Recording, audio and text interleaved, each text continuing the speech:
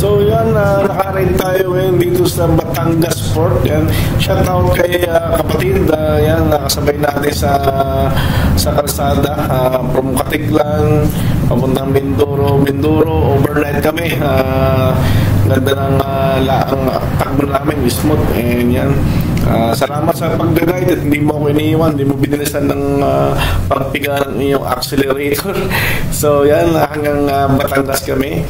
Yan, shout out sa iyo. Yan, sa ating mga paglalakbay, yan, may mga nakikilala tayo.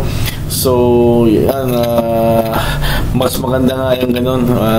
Marami tayong nakikilala sa ating pagmumotor.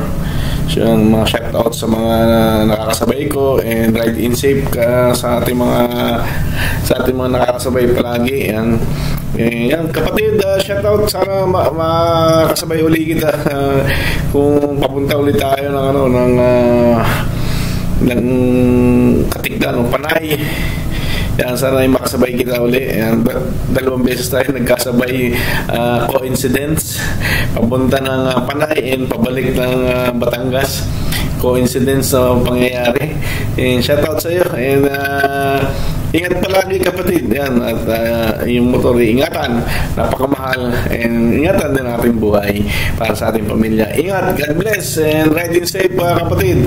So yan, ako nandito sa Batangas na, punta ako ng Quezon Province, from Iloilo to Quezon Province, in 24 hours travel tayo.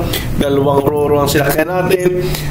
Total na natin ginastos sa Roro is 1,400 plus 2,400 plus yung mga kinain natin, and 500 ng gasolina.